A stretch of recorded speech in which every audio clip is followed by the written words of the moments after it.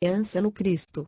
Nessas disposições, não lhe doíam as vergastadas impiedosas, debalde os verdugos espicaçavam-lhe o espírito ardente, com insultos e ironias.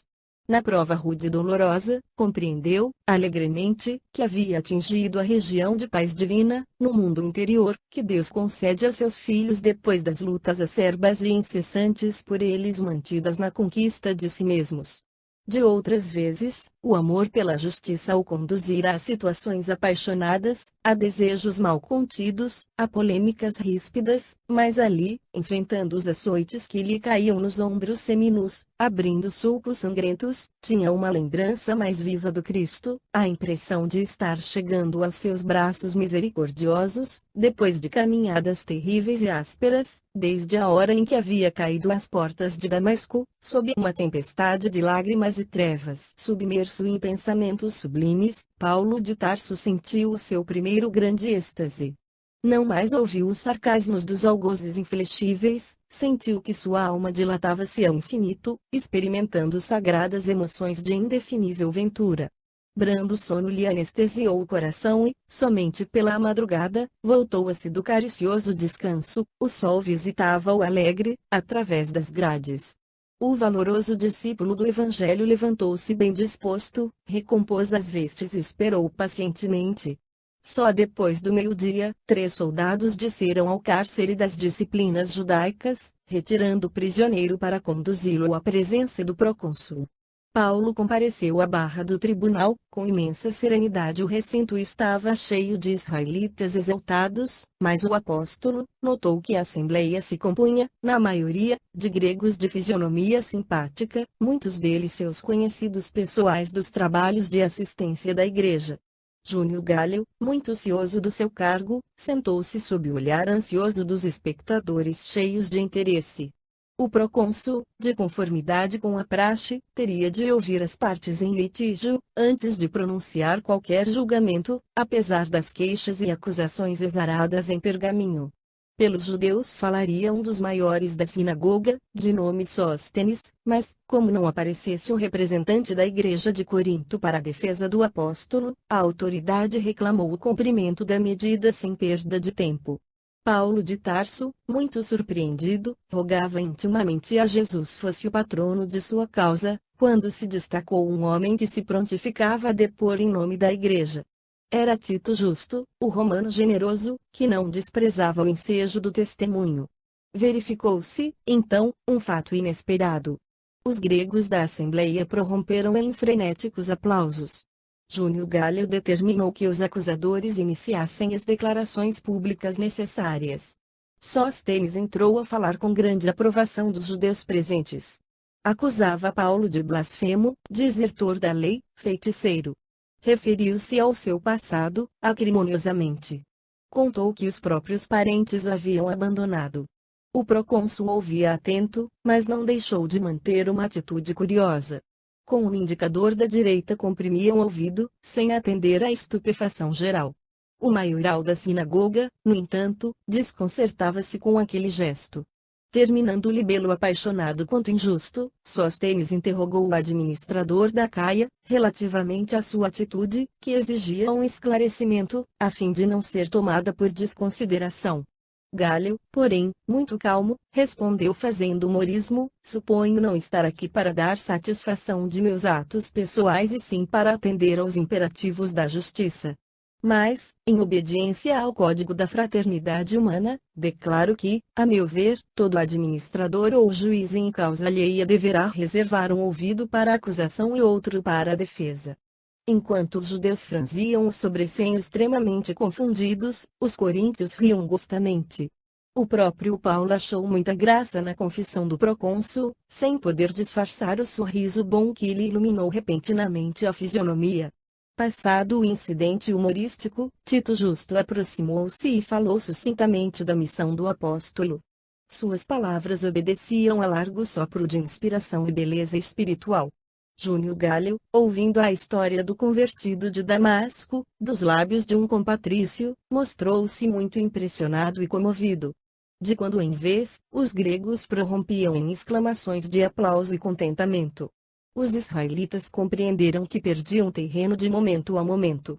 Ao fim dos trabalhos, o chefe político da Acaia tomou a palavra para concluir que não via crime algum no discípulo do Evangelho, que os judeus deviam, antes de qualquer acusação injusta, examinar a obra generosa da Igreja de Corinto, porquanto, na sua opinião, não havia agravo dos princípios israelitas, que a só controvérsia de palavras não justificava violências, concluindo pela frivolidade das acusações e declarando não desejar a função de juiz em assunto daquela natureza. Cada conclusão formulada era ruidosamente aplaudida pelos coríntios. Quando Júnior Galho declarou que Paulo devia considerar-se em plena liberdade, os aplausos atingiram ao delírio. A autoridade recomendou que a retirada se fizesse em ordem, mas os gregos aguardaram a descida de Sóstenes, e quando surgiu a figura solene do mestre atacaram sem piedade. Estabelecido enorme tumulto na escada longa que separava o tribunal da via pública, Tito Justo acercou-se aflito do procônsul e pediu que interviesse. Galho, entretanto, continuando a preparar-se para regressar a casa, dirigiu a Paulo um olhar de simpatia e acrescentou, calmamente, não nos preocupemos. Os judeus estão muito habituados a esses tumultos. Se eu, como juiz, resguardei um ouvido, parece-me que Sóstenes deveria resguardar o corpo inteiro, na qualidade de acusador. E demandou o interior do edifício em atitude impassível. Foi então que Paulo, surgindo no topo da escada, bradou: Irmãos, apaziguai-vos por amor ao Cristo. A exortação caiu em cheio sobre a turba numerosa e tumultuária. O efeito foi imediato. Cessaram os rumores e os impropérios. Os últimos contendores paralisaram os braços inquietos. O convertido de Damasco acorreu pressuroso em socorrer Sóstenes, cujo rosto sangrava. O acusador implacável do dia foi conduzido à sua residência pelos cristãos de Corinto, por atenderem aos apelos de Paulo, com extremos cuidados. Grandemente despeitados com o insucesso, os israelitas da cidade maquinaram novas investidas, mas o apóstolo, reunindo a comunidade do Evangelho, declarou que desejava partir para a Ásia, a fim de atender a insistentes chamados de João, na fundação definitiva. João iniciou suas atividades na igreja mista de Éfeso, muito cedo, embora não se desligasse de Jerusalém, nota de Emanuel. Da igreja de Éfeso. Os coríntios protestaram amistosamente, procurando retê-lo, mas o ex-rabino expôs com firmeza a conveniência da viagem, contando regressar muito breve. Todos os cooperadores da igreja estavam desolados. Principalmente Febe, notável colaboradora do seu esforço apostólico em Corinto, não conseguia ocultar as lágrimas do coração. O devotado discípulo de Jesus fez ver que a igreja estava fundada, solicitando apenas a continuidade de atenção e carinho dos companheiros. Não seria justo, a seu ver, enfrentar novamente a ira dos israelitas, parecendo-lhe razoável esperar o concurso do tempo para as realizações necessárias. Dentro de um mês, partiu em demanda de Éfeso, levando consigo Áquila e a esposa, que se dispuseram a acompanhá-lo. Despedindo-se da cidade, teve o pensamento voltado para o pretérito, para as esperanças de ventura terrestre que os anos haviam absorvido.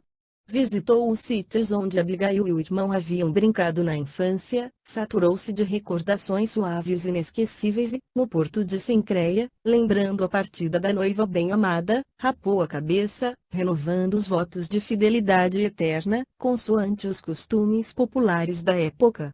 Depois de viagem difícil, repleta de incidentes penosos, Paulo e os companheiros chegaram ao ponto destinado. A igreja de Éfeso enfrentava problemas torturantes. João lutava seriamente para que o esforço evangélico não degenerasse em polêmicas estéreis. Mas os tecelões chegados de Corinto deram-lhe mão forte na cooperação imprescindível. Em meio das acaloradas discussões que houve de manter com os judeus, na sinagoga, o ex-rabino não olvidou certas realizações sentimentais que almejava desde muito. Com delicadeza extrema, visitou a mãe de Jesus na sua casinha singela, que dava para o mar e impressionou-se fortemente com a humildade daquela criatura simples e amorosa, que mais se assemelhava a um anjo vestido de mulher. Paulo de Tarso interessou-se pelas suas narrativas caridosas, a respeito da noite do nascimento do Mestre, gravou no íntimo suas divinas impressões e prometeu voltar na primeira oportunidade, a fim de recolher os dados indispensáveis ao Evangelho que pretendia escrever para os cristãos do futuro. Maria colocou-se à sua disposição, com grande alegria. O apóstolo, entretanto, depois de cooperar algum tempo na consolidação da igreja, considerando que Áquila e Prisca se encontravam bem instalados e satisfeitos, resolveu partir, buscando novos rumos. Debalde os irmãos procuraram dissuadi-lo, rogando ficasse na cidade por mais tempo. Prometendo regressar logo que as circunstâncias permitissem, alegou que precisava ir a Jerusalém, levar a Simão Pedro fruto da coleta de anos consecutivos nos lugares que percorrera. O filho de Zebedeu, que conhecia o projeto antigo, deu-lhe razão para empreender a viagem sem mais demora. Como já se encontrassem novamente a seu lado, Silas e Timóteo fizeram-lhe companhia nessa nova excursão. Através de enormes dificuldades, mas pregando sempre a boa nova com verdadeiro entusiasmo devocional, chegaram ao porto de Cesareia, onde permaneceram alguns dias, instruindo os interessados no conhecimento do Evangelho. Dali, dirigiram-se a pé para Jerusalém, distribuindo consolações e curas, ao longo dos caminhos. Chegados à capital do judaísmo, o ex-pescador de Cafarnaum recebeu-os com júbilos inexcedíveis. Simão Pedro apresentava grande abatimento físico, em virtude das lutas terríveis e incessantes para que a igreja suportasse, sem maiores abalos, as tempestades primitivas. Seus olhos, porém, guardavam a mesma serenidade característica dos discípulos fiéis. Paulo entregou-lhe, alegremente, a pequena fortuna, cuja aplicação iria assegurar maior independência à instituição de Jerusalém, para o desenvolvimento justo da obra do Cristo. Pedro agradeceu comovido e abraçou-o com lágrimas. Os pobres, os órfãos, os velhos desamparados e os convalescentes teriam doravante uma escola abençoada de trabalho santificante. Pedro notou que o ex-rabino também estava alquebrado de corpo. Muito magro, muito pálido, cabelos já grisalhos, tudo nele denunciava a intensidade das lutas empenhadas. As mãos e o rosto estavam cheios de cicatrizes.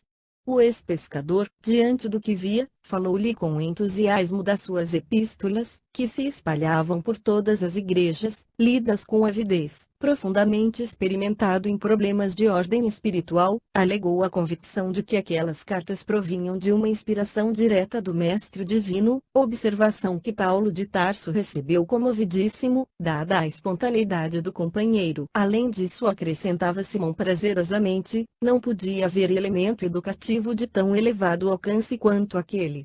Conhecia cristãos da Palestina que guardavam cópias numerosas da mensagem aos Tessalonicenses.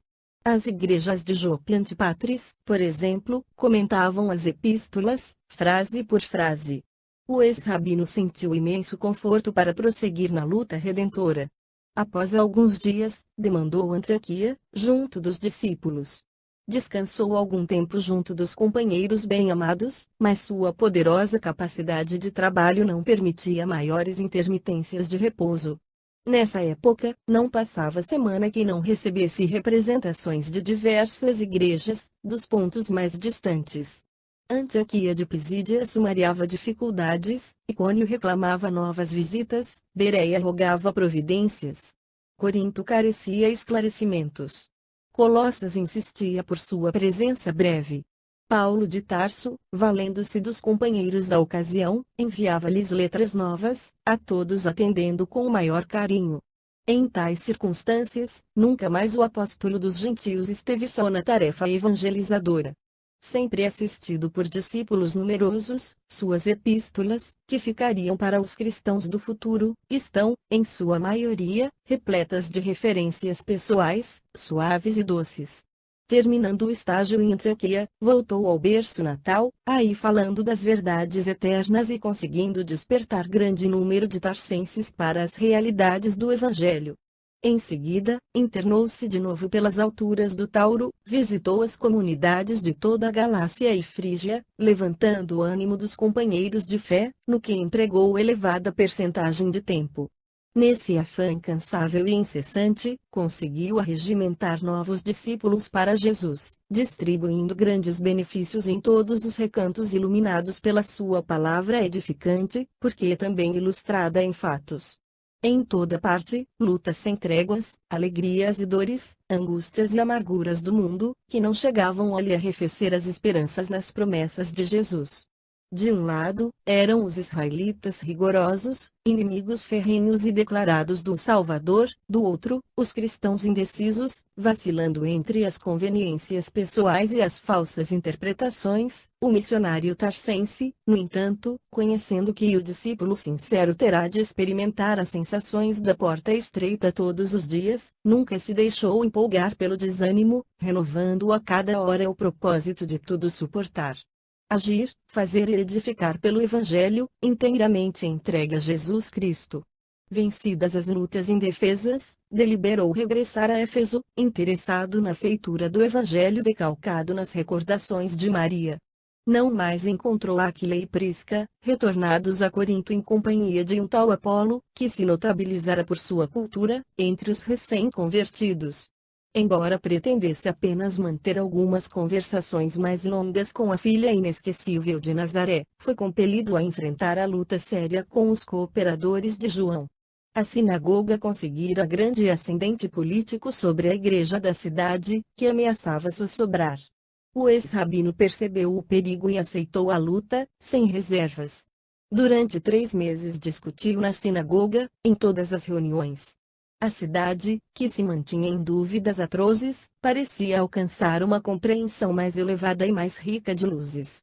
Multiplicando as curas maravilhosas, Paulo, um dia, tendo imposto as mãos sobre alguns doentes, foi rodeado por claridade indefinível do mundo espiritual. As vozes santificadas, que se manifestavam em Jerusalém e Antioquia, falaram na praça pública. Esse fato teve enorme repercussão e deu maior autoridade aos argumentos do apóstolo, incontradita aos judeus. Em Éfeso não se falava de outra coisa. O ex-rabino fora elevado ao apogeu da consideração, de um dia para outro. Os israelitas perdiam terreno em toda a linha. O tecelão valeu-se do ensejo para lançar raízes evangélicas mais fundas nos corações. Secundando o esforço de João, procurou instalar na igreja os serviços de assistência aos mais desfavorecidos da fortuna. A instituição enriquecia-se de valores espirituais. Compreendendo a importância da organização de Éfeso para toda a Ásia, Paulo de Tarso deliberou prolongar, ali, a sua permanência. Vieram discípulos da Macedônia. Áquila e a esposa tinham regressado de Corinto. Timóteo, Silas e Tito cooperavam ativamente visitando as fundações cristãs já estabelecidas. Assim vigorosamente auxiliado, o generoso apóstolo multiplicava as curas e os benefícios em nome do Senhor. Trabalhando pela vitória dos princípios do Mestre, fez que muitos abandonassem crendices e superstições perigosas, para se entregarem aos braços amorosos do Cristo. Esse ritmo de trabalho fecundo perdurava há mais de 2 anos, quando surgiu um acontecimento de vasta repercussão entre os efésios. A cidade votava um culto especial à deusa Diana. Pequeninas estátuas, imagens fragmentárias da divindade mitológica surgiam em todos os cantos, bem como nos adornos da população. A pregação de Paulo, entretanto, modificara as preferências do povo. Quase ninguém se interessava mais pela aquisição das imagens da deusa. Esse culto, porém, era tão lucrativo que os ourives da época, chefiados por um artífice de nome Demétrio, iniciaram veemente protesto perante as autoridades competentes. Os prejudicados alegavam que a campanha do apóstolo aniquilava as melhores tradições populares da cidade notável e florescente.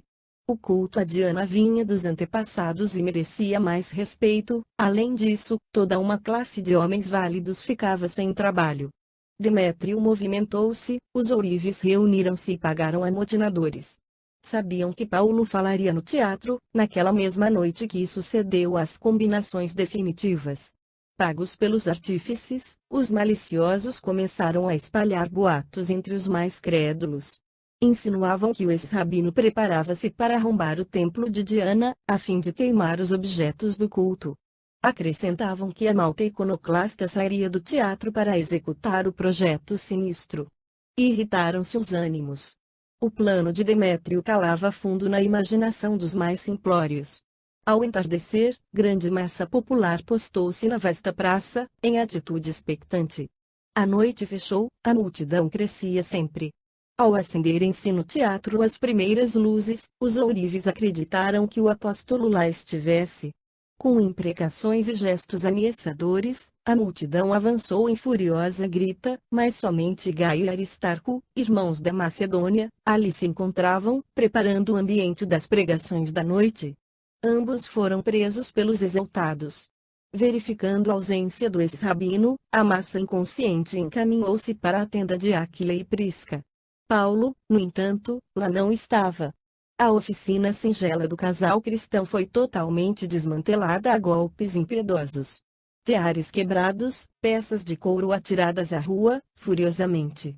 Por fim, o casal foi preso, sob os apupos da turba exacerbada. A notícia espalhou-se com extrema rapidez. A coluna revolucionária arrebanhava aderentes em todas as ruas, dado o seu caráter festivo. Debalde acorreram soldados para conter a multidão. Os maiores esforços tornavam-se inúteis. De vez em quando Demétrio assomava uma tribuna improvisada e dirigia-se ao povo envenenando os ânimos.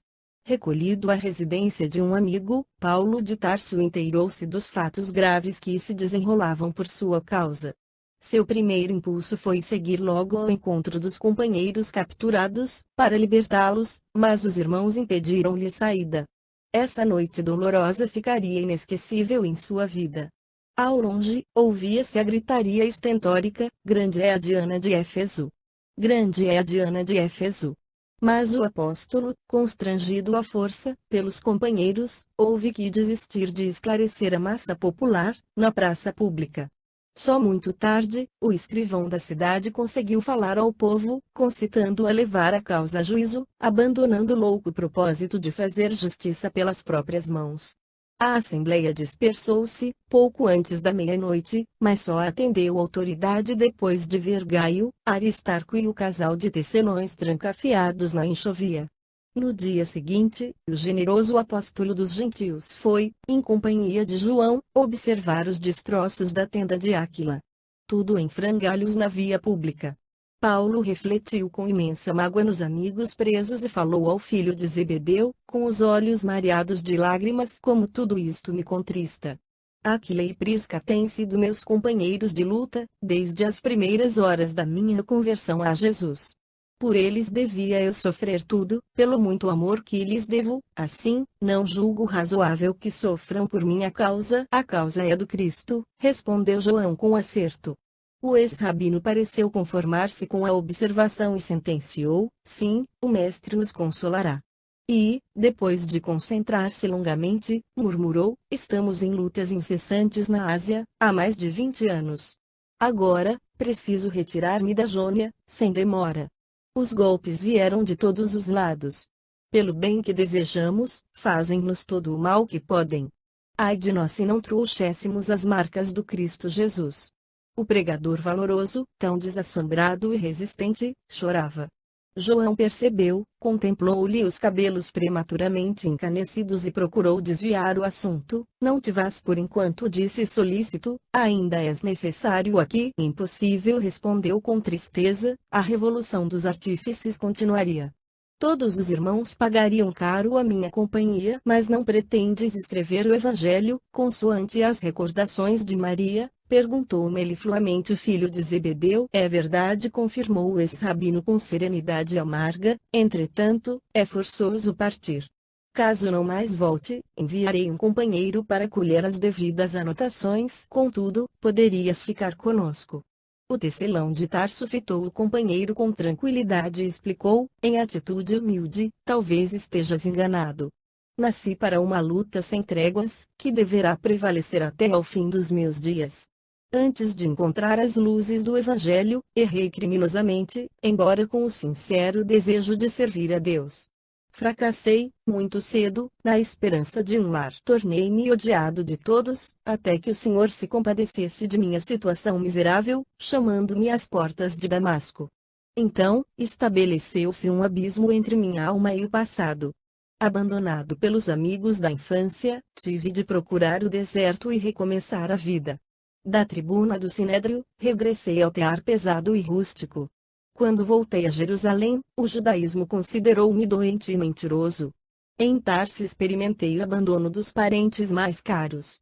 Em seguida, recomecei em Antioquia a tarefa que me conduzia ao serviço de Deus. Desde então, trabalhei sem descanso, porque muitos séculos de serviço não dariam para pagar quanto devo ao cristianismo. E saí às pregações. Peregrinei por diversas cidades, visitei centenas de aldeias, mas de nenhum lugar me retirei sem luta áspera. Sempre saí pela porta do cárcere, pelo apedrejamento, pelo golpe dos açoites. Nas viagens por mar, já experimentei o naufrágio mais de uma vez, nem mesmo no bojo estreito de uma embarcação, tenho podido evitar a luta. Mas Jesus me tem ensinado a sabedoria da paz interior, em perfeita comunhão de seu amor. Essas palavras eram ditas em tom de humildade tão sincera que o filho de Zebedeu não conseguia esconder sua admiração. És feliz, Paulo, disse ele convicto, porque entendeste o programa de Jesus a teu respeito. Não te dou a recordação dos martírios sofridos, porque o Mestre foi compelido a retirar-se do mundo pelos tormentos da cruz. Regozijemo-nos com as prisões e sofrimentos. Se o Cristo partiu sangrando em feridas tão dolorosas, não temos o direito de acompanhá-lo sem cicatrizes. O apóstolo dos gentios prestou enorme atenção a essas palavras consoladoras e murmurou: é verdade, além do mais, acrescentou o companheiro emocionado, devemos contar com calvários numerosos. Se o Cordeiro Imaculado padeceu na cruz da ignomínia, de quantas cruzes necessitaremos para atingir a redenção? Jesus veio ao mundo por imensa misericórdia. Acenou-nos brandamente, convocando-nos a uma vida melhor. Agora, meu amigo, como os antepassados de Israel, que saíram do cativeiro do Egito à custa de sacrifícios extremos, precisamos fugir da escravidão dos pecados, violentando-nos a nós mesmos, disciplinando o espírito, a fixa de nos juntarmos ao Mestre, correspondendo à sua imensa bondade. Paulo meneou a cabeça, pensativo, e acentuou: desde que o Senhor se dignou convocar-me ao serviço do Evangelho, não tenho meditado noutra coisa. Nesse ritmo cordial conversaram muito tempo, até que o apóstolo dos gentios concluiu mais confortado: o que de tudo concluo é que minha tarefa no Oriente está finda. O espírito de serviço exige que me vá além. Tenho a esperança de pregar o Evangelho do Reino, em Roma, na Espanha e entre os povos menos conhecidos. Seu olhar estava cheio de visões gloriosas e João murmurou humildemente: Deus abençoará os teus caminhos. Demorou-se ainda em Éfeso, movimentando os melhores empenhos a favor dos prisioneiros. Conseguida a liberdade dos detentos, resolveu deixar a Jônia dentro do menor prazo possível. Estava, porém, profundamente abatido. Dir-se-ia que as últimas lutas haviam cooperado no desmantelo de suas melhores energias. Acompanhado de alguns amigos, dirigiu-se para Troade, onde se demorou alguns dias, edificando os irmãos na fé. A fadiga, entretanto, acentuava-se cada vez mais. As preocupações enervaram-no. Experimentava no íntimo profunda desolação, que a insônia agravava dia a dia. Paulo, que nunca esquecera a ternura dos irmãos de Filipos, deliberou, então, procurar ali um abrigo, ansioso de repousar alguns momentos. O apóstolo foi acolhido com inequívocas provas de carinho e consideração. As crianças da instituição desdobraram-se em demonstrações de afetuosa ternura. Outra agradável surpresa ali o esperava: Lucas encontrava-se acidentalmente na cidade e foi abraçá-lo. Esse encontro reanimou-lhe o ânimo abatido. Avistando-se com o amigo, o médico alarmou-se. Paulo pareceu-lhe extremamente debilitado, triste, não obstante a fé inabalável que lhe nutria o coração e transbordava dos lábios. Explicou que estivera doente, que muito sofrera nas últimas pregações de Éfeso, que estava sozinho em Filipos, depois do regresso de alguns amigos que o haviam acompanhado, que os colaboradores mais fiéis haviam partido para Corinto, onde o aguardavam. Muito surpreendido, Lucas tudo ouviu silencioso e perguntou: quando partirás? Pretendo aqui ficar 2 semanas. E depois de vaguear os olhos na paisagem, concluiu em tom quase amargo: aliás, meu caro Lucas, julgo ser esta a última vez que descanso em Filipos. Mas, por quê? Não há motivos para pressentimentos tão tristes. Paulo notou a preocupação do amigo e apressou-se a desfazer-lhe as primeiras impressões. Suponho que terei de partir para o Ocidente, esclareceu com um sorriso. Muito bem, respondeu Lucas reanimado. Vou ultimar os assuntos que aqui me trouxeram. Irei contigo a Corinto. O apóstolo alegrou-se. Rejubilava-se com a presença de um companheiro dos mais dedicados. Lucas também estava satisfeito com a possibilidade de assisti-lo na viagem. Com grande esforço procurava dissimular a penosa impressão que a saúde do apóstolo lhe causara. Magríssimo, rosto pálido, olhos encurvados, o ex-rabino dava a impressão de profunda miséria orgânica. O médico, no entanto, fez o possível por ocultar suas dolorosas conjecturas. Como de hábito, Paulo de Tarso, durante a viagem até Corinto, falou do projeto de chegar a Roma, para levar à capital do império a mensagem do amor do Cristo Jesus. A companhia de Lucas, a mudança das paisagens revigoravam-lhe as forças físicas. O próprio médico estava surpreendido com a reação natural daquele homem de vontade poderosa. Pelo caminho, através das pregações ocasionais de um longo itinerário, juntaram-se-lhes alguns companheiros mais devotados. Novamente em Corinto, o ex-rabino ratificou as suas epístolas, reorganizou amorosamente os quadros de serviços da igreja e, no círculo dos mais íntimos, não falava de outra coisa senão do grandioso projeto de visitar Roma, no intuito de auxiliar os cristãos, já existentes na cidade dos Césares, a estabelecerem instituições semelhantes às de Jerusalém, de Antioquia, de Corinto e outros pontos mais importantes do Oriente.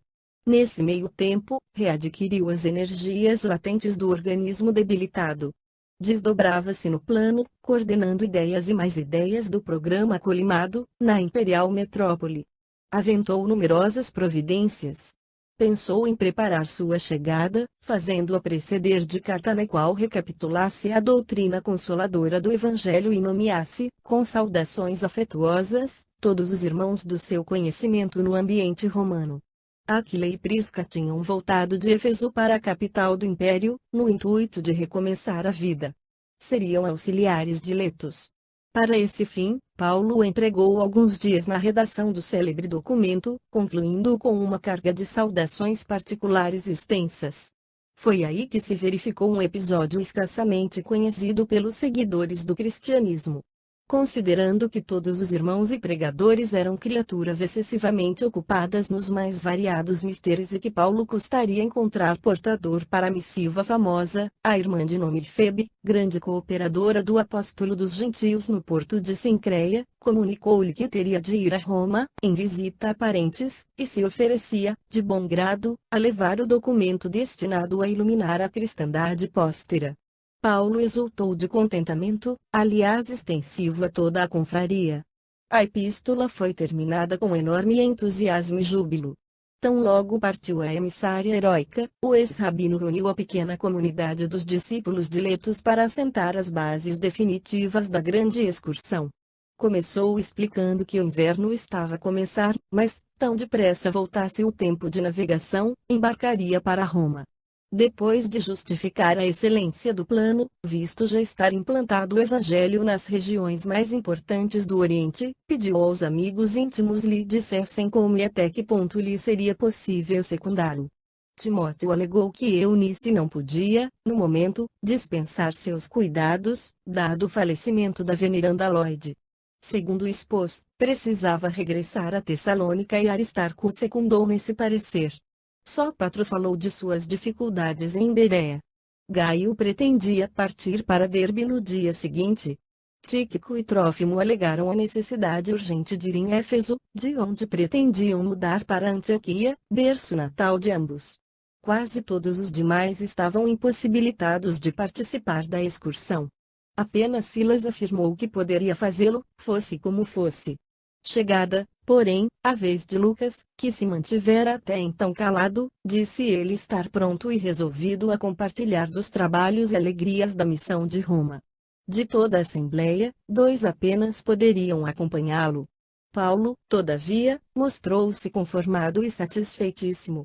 Bastavam-lhe Silas e Lucas, habituados aos seus métodos de propaganda e com os mais belos títulos de trabalho e dedicação à causa de Jesus. Tudo corria às maravilhas, o plano combinado auspiciava grandes esperanças, quando, no dia imediato, um peregrino, pobre e triste, surgia em Corinto, desembarcado de uma das últimas embarcações chegadas ao Peloponeso para a ancoragem longa do inverno. Vinha de Jerusalém, bateu às portas da igreja e procurou instantemente por Paulo, a fim de entregar-lhe uma carta confidencial. Defrontando o singular mensageiro, o apóstolo surpreendeu-se. Tratava-se do irmão Abdias, a quem Tiago incumbira de entregar a carta ao ex-rabino. Este, tomou-a e desdobrou-a um tanto nervoso. À medida que ia lendo, mais pálido se fazia. Tratava-se de um documento particular, da mais alta importância. O filho de Alfeu comunicava ao ex-doutor da lei os dolorosos acontecimentos que se desenrolavam em Jerusalém. Tiago avisava que a igreja sofria nova e violentíssima perseguição do Sinédrio. Os rabinos haviam decidido reatar o fio das torturas infligidas aos cristãos. Simão Pedro fora banido da cidade. Grande número de confrades eram alvo de novas perseguições e martírios. A igreja fora assaltada por fariseus sem consciência e só não sofrera depredações de maior vulto em virtude do respeito que o povo lhe consagrava. Dentro de suas atitudes conciliatórias, conseguira aplacar os ânimos mais exaltados, mas o Sinédrio alegava a necessidade de um entendimento com Paulo, a fim de conceder tréguas.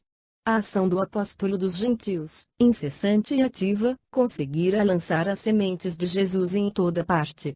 De todos os lados, o Sinédrio recebia consultas, reclamações, notícias alarmantes. As sinagogas iam ficando desertas. Tal situação requeria esclarecimentos.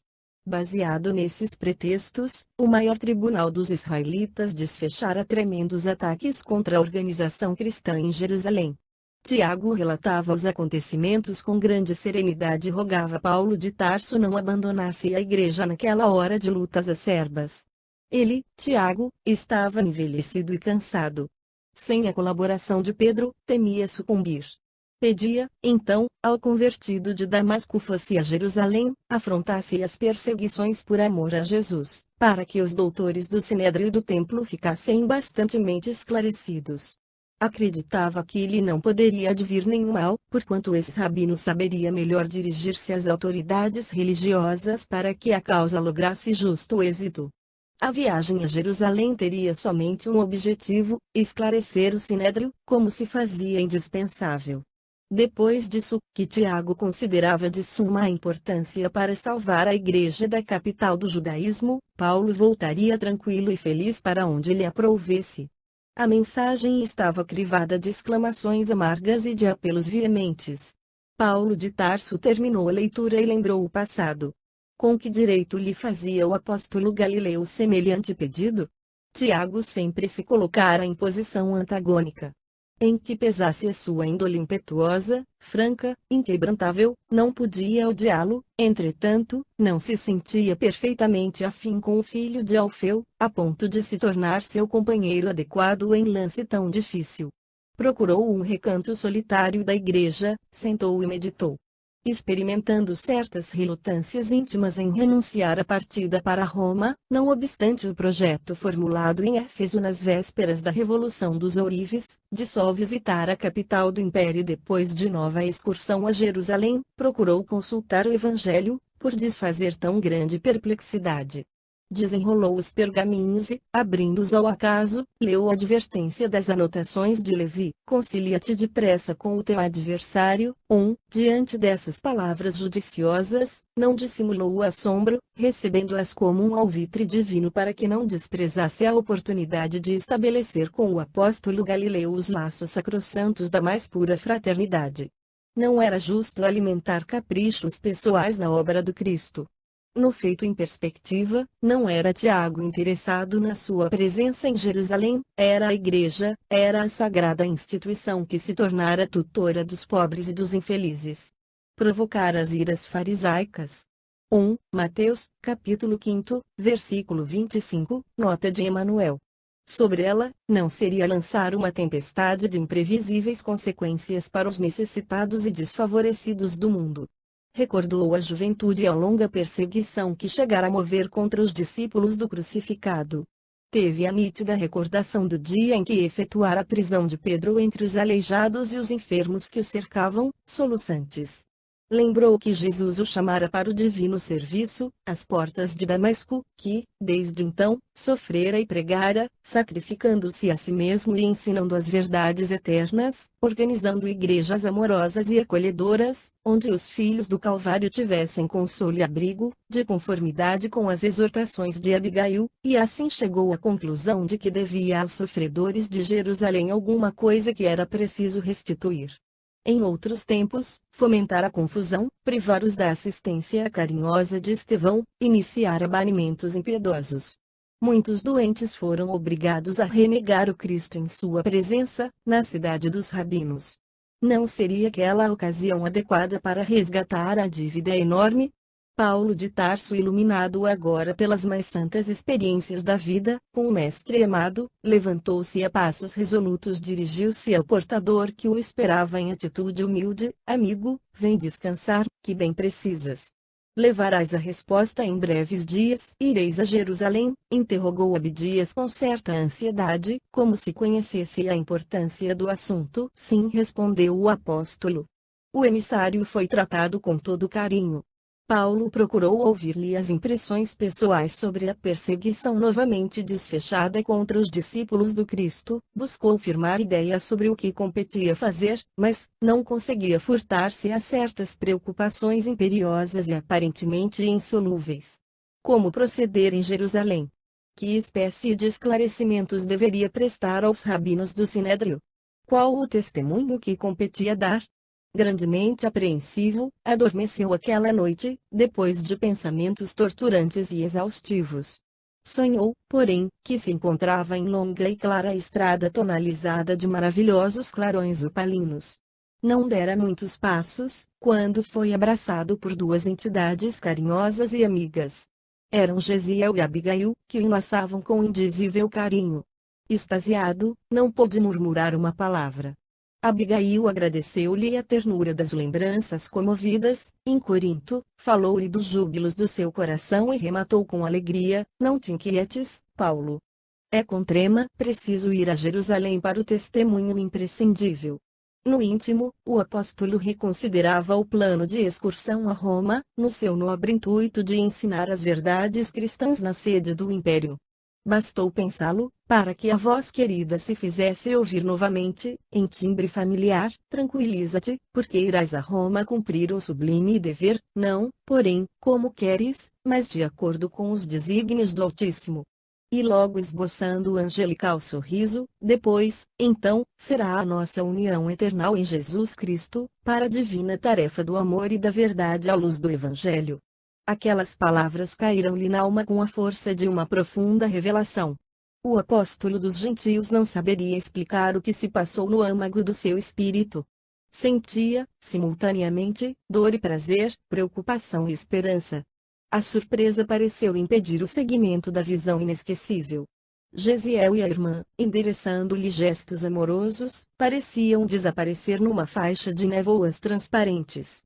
Acordou em sobressalto e concluiu, desde logo, que devia preparar-se para os derradeiros testemunhos. No dia seguinte, convocou uma reunião dos amigos e companheiros de Corinto.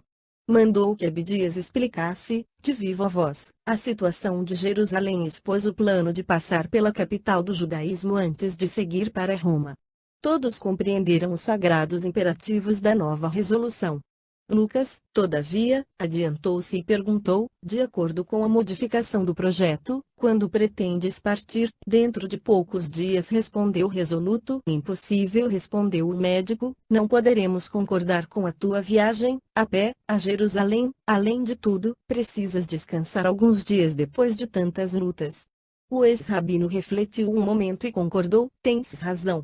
ficarei em Corinto algumas semanas, no entanto, pretendo fazer a viagem por etapas, no intuito de visitar as comunidades cristãs, pois tenho a intuição de minha partida breve, para Roma, de que não mais verei as igrejas amadas, em corpo mortal. Essas palavras eram pronunciadas em tom melancólico. Lucas e os demais companheiros ficaram silenciosos e o apóstolo continuou: aproveitarei o tempo instruindo Apolo sobre os trabalhos indispensáveis do Evangelho, nas diversas regiões da Caia. Em seguida, desfazendo a impressão de suas afirmativas menos animadoras, no tocante à viagem a Roma, incutiu novo alento ao auditório, emitindo conceitos otimistas e esperançosos. Traçou vasto programa para os discípulos, recomendando atividades à maioria, entre as comunidades de toda a Macedônia, a fim de que todos os irmãos estivessem apostos para suas despedidas. Outros foram despachados para a Ásia com idênticas instruções.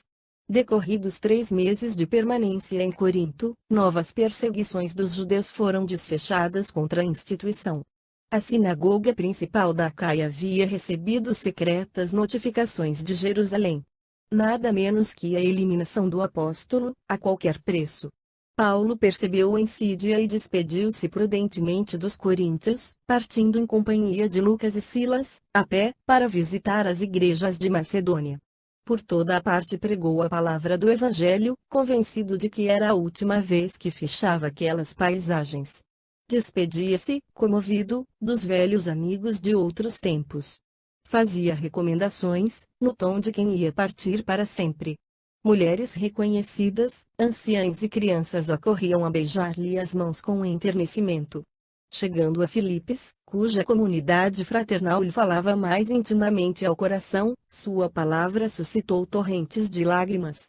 A igreja amorosa, que vicejava para Jesus à margem do Ganges, consagrava ao apóstolo dos gentios singular afeição.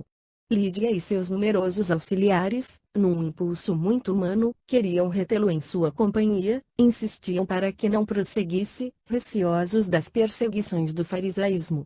E o apóstolo, sereno e confiante, acentuava: não choreis, irmãos. Convicto estou do que me compete fazer e não devo esperar flores e dias felizes. Cumpre-me aguardar o fim, na paz do Senhor Jesus. A existência humana é de trabalho incessante e os derradeiros sofrimentos são a coroa do testemunho. Eram exortações cheias de esperanças e alegrias, por confortar os mais tímidos e renovar a fé nos corações fracos e sofredores. Dando por terminada a tarefa nas zonas de Filipos, Paulo e os companheiros navegaram com destino a Troade.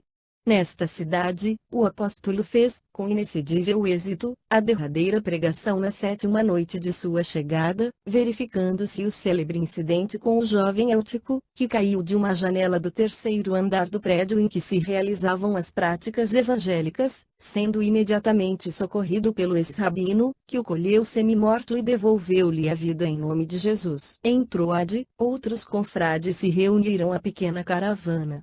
Atentos à recomendação de Paulo, partiram com Lucas e Silas para Assos, a fim de contratar a preço módico algum velho barco de pescadores, porquanto o apóstolo preferia viajar desse modo entre as ilhas e portos numerosos, para despedir-se dos amigos e irmãos que por ali mourejavam. Assim aconteceu, e, enquanto os colaboradores tomavam embarcação confortável, o ex-rabino palmilhou mais de 20 quilômetros de estrada, só pelo prazer de abraçar os continuadores humildes da sua grandiosa faina apostólica. Adquirindo em seguida um barco muito ordinário, Paulo e os discípulos prosseguiram a viagem para Jerusalém, distribuindo consolações e socorros espirituais às comunidades humildes e obscuras. Em todas as praias eram gestos comovedores, adeuses amargurosos. Em Éfeso, porém, a cena foi muito mais triste, porque o apóstolo solicitara o comparecimento dos anciãos e dos amigos, para falar-lhes particularmente ao coração. Não desejava desembarcar, no intuito de prevenir novos conflitos que lhe retardassem a marcha, mas, em testemunho de amor e reconhecimento, a comunidade em peso lhe foi ao encontro, sensibilizando-lhe a alma afetuosa. A própria Maria, avançada em anos, acorrera de longe em companhia de João e outros discípulos, para levar uma palavra de amor ao paladino intimorato do Evangelho de seu filho. Os anciães receberam-no com ardorosas demonstrações de amizade, as crianças ofereciam-lhe merendas e flores. Extremamente comovido, Paulo de Tarso prelecionou em despedida e, quando afirmou o pressentimento de que não mais ali voltaria em corpo mortal, houve grandes explosões de amargura entre os efésios. Como que tocados pela grandeza espiritual daquele momento, quase todos se ajoelharam no tapete branco da praia e pediram a Deus protegesse o devotado batalhador do Cristo. Recebendo tão belas manifestações de carinho, o ex-rabino o abraçou, um por um, de olhos molhados. A maioria tirava-se-lhe nos braços amorosos, soluçando, beijando-lhe as mãos calosas e rudes. Abraçando, por último, a Mãe Santíssima, Paulo tomou-lhe a destra e nela depôs um beijo de ternura filial. A viagem continuou com as mesmas características. Rhodes, Pátara, Tiro, Ptolemaida e, finalmente, Cesareia. Nesta cidade, hospedaram-se em casa de Filipe, que ali fechara residência desde muito tempo. O velho companheiro de lutas informou Paulo dos fatos mínimos de Jerusalém, onde muito esperavam do seu esforço pessoal para a continuação da igreja. Muito velhinho, o generoso Galileu falou da paisagem espiritual da cidade dos rabinos, sem disfarçar os receios que a situação lhe causava. Não somente isso constrangeu os missionários. Agabo, já conhecido de Paulo em Antioquia, viera da Judéia e, em transe mediúnico na primeira reunião íntima em casa de Filipe, formulou os mais dolorosos vaticínios. As perspectivas eram tão sombrias que o próprio Lucas chorou. Os amigos rogaram a Paulo de Tarso que não partisse. Seria preferível a liberdade e a vida a benefício da causa. Ele, porém, sempre disposto e resoluto, referiu-se ao Evangelho, comentou a passagem em que o Mestre profetizava os martírios que o aguardavam na cruz e concluía arrebatadamente: por que chorar nos magoando o coração? Os seguidores do Cristo devem estar prontos para tudo. Por mim, estou disposto a dar testemunho, ainda que tenha de morrer em Jerusalém pelo nome do Senhor Jesus. A impressão dos vaticínios de Agabo ainda não havia desaparecido, quando a casa de Filipe recebeu nova surpresa, no dia imediato. Os cristãos de Cesareia levaram à presença do ex-rabino um emissário de Tiago, de nome Nason. O apóstolo Galileu soubera da chegada do convertido de Damasco ao porto palestinense e dera-se pressa em se comunicar com ele, mediante um portador devotado à causa comum.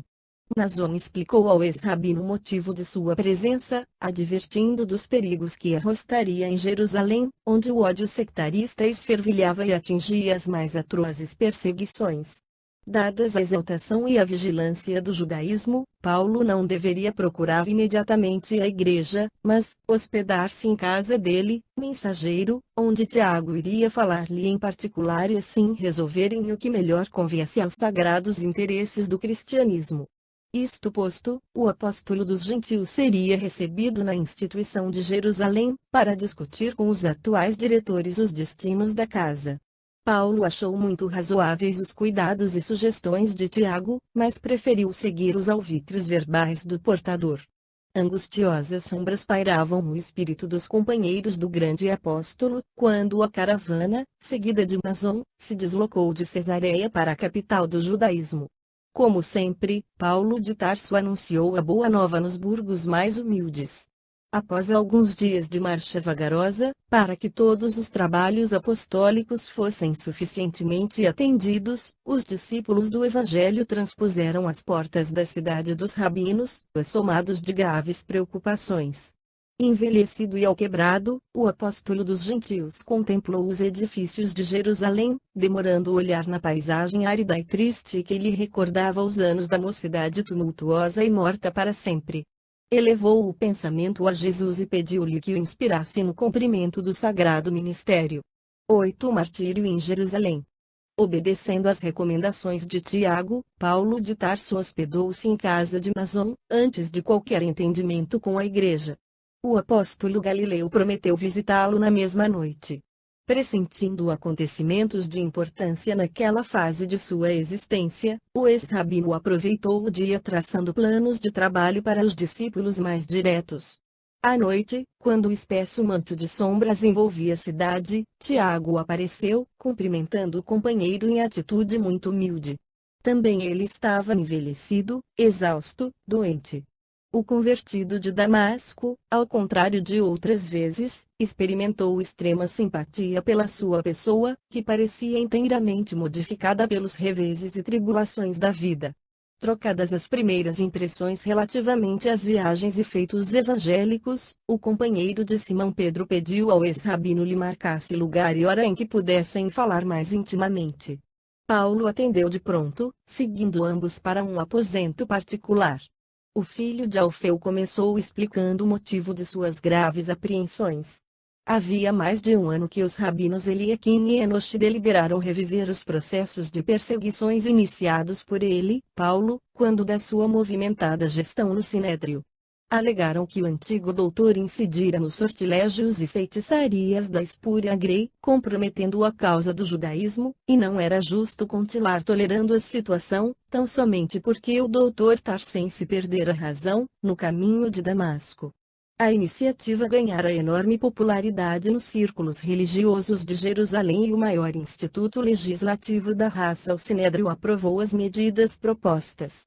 Reconhecendo que a obra evangelizadora de Paulo produzia maravilhosos frutos de esperança em toda a parte, conforme as notícias incessantes, de todas as sinagogas das regiões por ele percorridas, o grande tribunal começou por decretar a prisão do apóstolo dos gentios.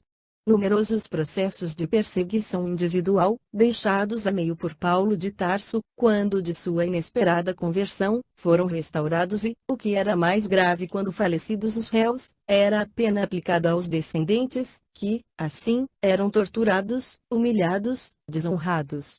O ex-rabino tudo ouvia calado, estupefato. Tiago prosseguia, esclarecendo que tudo fizera por atenuar os rigores da situação. Mobilizara influências políticas ao seu alcance, conseguindo atenuar umas tantas sentenças mais iníquas. Não obstante o banimento de Pedro, procurou manter os serviços de assistência aos desvalidos, bem como a colônia de serviço, fundada por inspiração do convertido de Damasco e na qual os convalescentes e desamparados encontravam precioso ambiente de atividade remunerada e pacífica. Depois de vários entendimentos com o Sinédrio, por intermédio de amigos influentes no judaísmo, teve a satisfação de abrandar o rigor das exigências a serem aplicadas no caso dele, Paulo. O ex-doutor de Tarso ficaria com liberdade de agir, poderia continuar propugnando suas convicções íntimas, daria, porém, uma satisfação pública aos preconceitos de raça, atendendo aos quesitos que o Sinédrio lhe apresentaria por intermédio de Tiago, que se mostrava seu amigo. O companheiro de Simão Pedro explicava que as exigências eram muito rigorosas a princípio, mas agora, mercê de enormes esforços, cingiam-se a uma obrigação de somenos. Paulo de Tarso escutava-o extremamente sensibilizado. Dono de luminoso cabedal evangélico, entendia chegado o momento de testemunhar seu devotamento ao Mestre, justamente através do mesmo órgão de perseguição que a sua ignorância engendrara em outros tempos. Naqueles minutos rápidos, sutilizou a mnemônica e lobrigou os quadros terríveis de outrora. Velhos torturados em sua presença, para sentir o prazer da apostasia cristã, com a repetição do voto de fidelidade eterna a Moisés, mães de família arrancadas de seus lares obscuros, obrigadas a jurar pela antiga lei, que renegavam o carpinteiro de Nazaré, abominando a cruz do seu martírio e ignomínia. Os soluços daquelas mulheres humildes, que abjuravam da fé porque se viam feridas no que possuíam de mais nobre, o instinto maternal, chegavam, agora, a seus ouvidos como brados de angústia, clamando resgates dolorosos. Todas as cenas antigas desdobravam-se-lhe na retina espiritual, sem omissão do mais insignificante pormenor. Moços robustos, arrimos de famílias numerosas, que saíam mutilados do cárcere, jovens que pediam vingança, crianças que reclamavam os pais encarcerados. Entestando as revocações encapeladas, passou ao quadro da morte horrível de Estevão com as pedradas e insultos do povo, reviu Pedro e João abatidos e humildes, à barra do tribunal, como se fossem malfeitores e criminosos.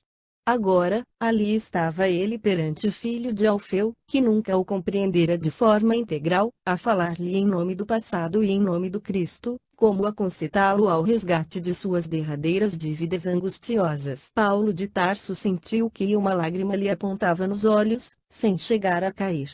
Que espécie de tortura lhe estaria reservada? Quais as determinações da autoridade religiosa a que Tiago se referia com evidente interesse? Quando o companheiro de Simão fez uma pausa mais longa, o ex-rabino perguntou muito comovido: que pretendem eles de mim? O filho de Alfeu fixou nele os olhos serenos e explicou: depois de muito relutarem, os israelitas congregados em nossa igreja vão pedir-te, apenas, que pagues as despesas de 4 homens pobres, que fizeram voto de Nazireu, comparecendo com eles no templo, durante 7 dias consecutivos, para que todo o povo possa ver que continuas bom judeu e leal filho de Abraão. À primeira vista, a demonstração poderá parecer pueril, entretanto, Colima, como vês, satisfazer a vaidade